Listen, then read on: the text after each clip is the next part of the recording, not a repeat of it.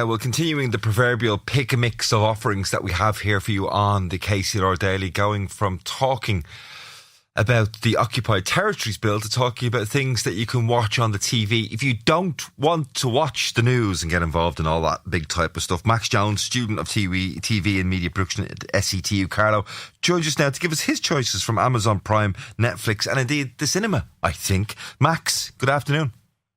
Hi, Brian. How you getting on? Brilliant. Very good. You're a student. You must be sort of getting piles at this stage from sitting around so much, are you? Oh, Brian, I would never do that. I'd always obviously be studying over the summer and do so much work. Yeah. Well, believe that if you choose and if you will. Listen, you've spent a bit of time at our request watching things to bring recommendations to us. I know you've got 3 lined up. Which do you want to start with?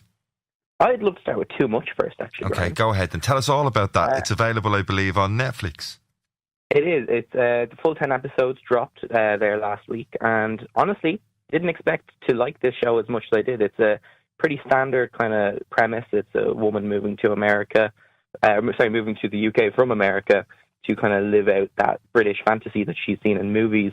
But what I really like about it is the really gets shattered immediately. You know, this woman, her name's Jessica. She's played by the wonderful Megan Statler. She basically goes over and she's waving in all these, like, the Buckingham Palaces and all this kind of stuff, and she's so excited, and then immediately gets dropped off at this dingy little apartment and is charged £100 for the taxi. And so it's all very shattered immediately, and then it becomes this very realistic slice of life show about, you know, working in London and being a young person there and what that entails, really. Okay, well, let's have a little listen to Megan Statler, should I say, having her dreams shattered when she arrives in London. I'm going to London. You might not recognize me. I had bangs in the last picture, but it is she. High five? Yeah. Aww. Wish I was one of your daughters. Oh, cheers. It's a more common story than you might believe, because that is exactly what happened to me at the age of 17 years of age when I left Dublin to move to London. £100 sterling it was in a black taxi to get to the shared, well, it wasn't a shared bed, it was a bed in a shared house, in a shared room in the suburbs of London. It wasn't quite all Buckingham Palace and Horse Guards Parade. Yeah, well, that's it, Brian. Like, the reality of it is that, you know, London is a city just like anywhere else. It's not magical, so of course you're gonna, you know, run into this issue, and you know, I really like that concept of the Americans going over and getting that shattered. Where a lot of movies you'll see, you know, they go over and it's as magical as they had imagined. Yeah. So I really liked this show for that, and I really like the main character. I think she's very unhinged. I will say that, like, she's very unhinged, but it does work in her favor. And as I said, the actress Megan Statler, she plays it very well. And she comes across likeable even if she is a bit on the crazy side. And you can hear that in the musical score that's in the background there. It's the first time I've noticed it, but whenever you get sort of twinkly twinkly, almost sort of what do they call those, music box type sounds that sound slightly off key, it always gives you a sense that the character is also probably slightly off key. Well, that's it. She's very much living in a fantasy a lot. She does like to imagine, like, people in the Victorian clothes and in knight's armour and things like that throughout the show. There's a moment where she meets a man called Felix Raymond, and he's a musician. He makes her a mix of songs that reminded him of her, and he's then portrayed as this, like, aristocrat with the big red coat on and you know, a sword by his side when he's giving that, like he's giving a gift. So that's kind of what you'll see during the show, is her kind of fantasizing. But the real thing, again, is it gets shattered where she finds out that Felix really isn't this Colin Firth or Alec Rickman type character. Yeah. He is just a normal guy with flaws and a bit of a dog, as some would say. Yeah. Do you think Netflix do enough of this type of thing, Max? I mean, I always go to Netflix for sort of the real life, whether it's documentaries or things like the poop cruise that we've been watching over the last couple of weeks on occasion as well. Netflix tends to do real life quite well. Are they getting better at doing these sorts of scripted pieces? I do think Netflix needed to pivot, and I think they did it well. I don't think they do it enough. I think they should be leaning more towards this. We've seen kind of their good fictional shows. Like, one of my favorite shows is Cobra Kai, which is a continuation of the Karate Kid franchise. That was picked up by Netflix. They have, obviously, there was Kim's Convenience that was on there, Suits, House of Cards. Like, they have their foundings in that.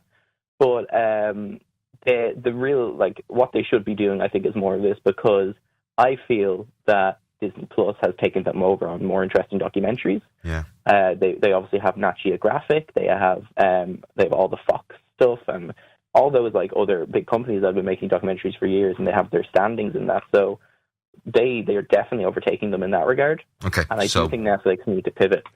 But a good job done by Netflix in this one. How many episodes are you talking? Is this something that you're going to have to commit the rest of your life to, or will you get through it on a long weekend?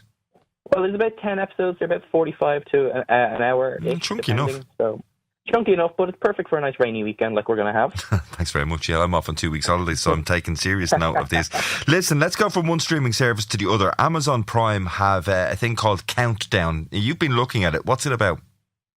Countdown. So Countdown is a very great show, I found. It's one of those Amazon Prime shows that comes along, I feel like, once a year, with your semi-famous actor comes on, and he's this kind of lone action hero straight out of an 80s movie. But this time it's like a team full of those types of people, right. Which I really like. It has very big kind of A-team energy, and like a very 80s movie kind of energy, where you have nothing wrong with it. Nothing, trust me, Max. Nothing wrong with it. Nothing wrong at all. I absolutely loved it. Like, it definitely harkened back to those, and you have a mix of LAPD and the DEA and the FBI, and they're all working together to solve a mysterious murder, and so it's very good. It does remind me a lot of Reacher and Jack Ryan, which Prime have made before. It has a very similar kind of vibes to those shows, which I also quite enjoyed. But yeah, it's definitely it's an easy watch. You don't have to, I guess, in a good way, you don't have to think too hard while you're watching it. And the story behind it, is it one story for the whole series, or is it sort of a bit like those, Cagney and Lacey type sitcom detective type things where every week it was a different crime being solved? Yeah, so it is the same kind of scheme that they're unraveling as the season goes on. It's still airing. It's coming out weekly on Wednesdays. And it's unraveling this one big mystery. And obviously, as you unravel a mystery, more and more pop up. So it kind of does feel like those ones of old, like your Cagneys and Lacey's, or like NCIS, those kind of shows, your procedurals, which makes sense because the writer of the show, Derek Haas, and the creator, he's created Chicago PD and Chicago Med, Chicago Fire, all those other kind of plenty of experience. So the clip that you've picked from Countdown, Max, is it from the first episode, or is it halfway through? Give us a flavour of what's happening here, or is it just a trailer? It's about halfway through. Jensen Ackles' character, when you meet him the very first time, he's in prison undercover. And now this is him deciding to go back undercover to go into the prison. Okay, let's have a listen. No inmate trusts a transfer. You start asking questions, they're going to smell something funny a mile away. What? Oh. No. You care about me. No. That's very sweet. I don't want anyone in this task force to get himself killed. Okay.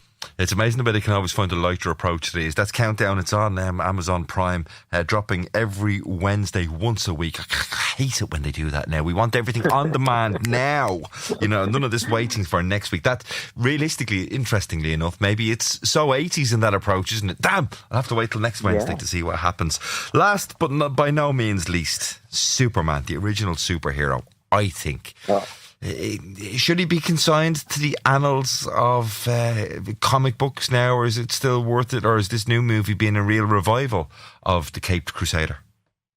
I honestly have been excited for this movie, for all cards on the table, for about a year, and I was not disappointed. I think Superman as a character has definitely he's had his ups and downs in the last few years, with the likes of Batman v Superman and Man of Steel and Justice League, where it's a good actor, maybe not the best script, but I really think this one came together as like a real reinvention, but also it harkens back to the old days of Chris Reeves and those types of movies, and Dean Cain, like his TV show. I remember that one. Dean Cain and Terry Hatcher, wasn't it? She played.